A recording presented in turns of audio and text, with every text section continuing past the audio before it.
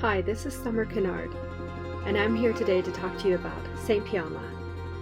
Saint Piama lived in the Nile Delta region, which was known as Kemet. She lived in the early 4th century, and she reposed in peace in 337. Among her compatriots at this time were the desert monks in Sketa. And like them, Saint Piama also worked with her hands while she prayed.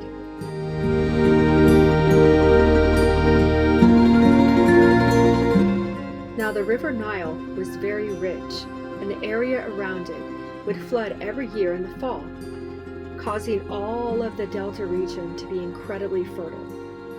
Unfortunately, not everybody had a village right next to that fertile land.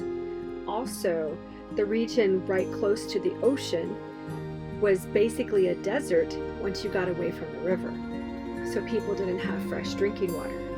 Because of this, there were lots and lots of fights over access to the water and that fertile land. The reason this matters to Saint Piama's life is because a neighboring village decided to take up arms against her village to go out and destroy them. Now, when we read the story that's preserved for us, it says they were taking up arms and they were planning to kill everyone in the village. It's really serious stuff because they wanted her village's resources.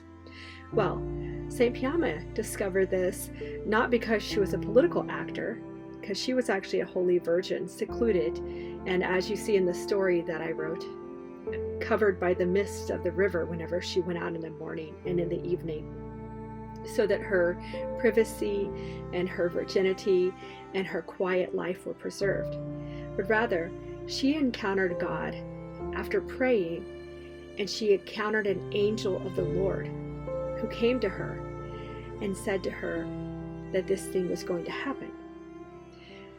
In response, Piama prayed all night long, and after she did so, the people from the neighboring village who were going to come after her village and kill everybody were stopped dead in their tracks.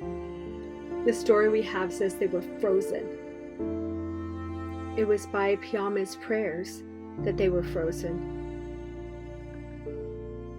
Today I want to talk to you not about how to freeze bad guys with your prayers, although that would be really cool, but about how Piama recognized God, so that whenever he spoke to her through the angel, she was able to understand what she needed to do.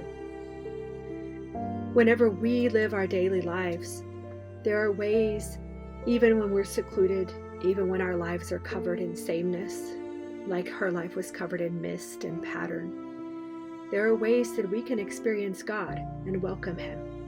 And that's what we're going to talk about today, through two things: through the prayer of the heart, Holy, holy, holy, the angelic prayer, and also through talking about handicrafts and working with your hands as you pray, the way that Piama did and the way that the other desert fathers did, and mothers too.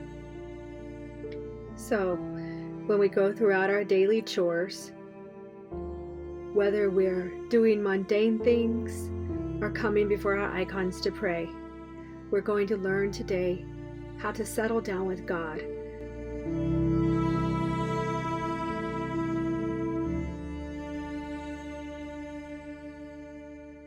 This is Summer Kennard. Let's get started.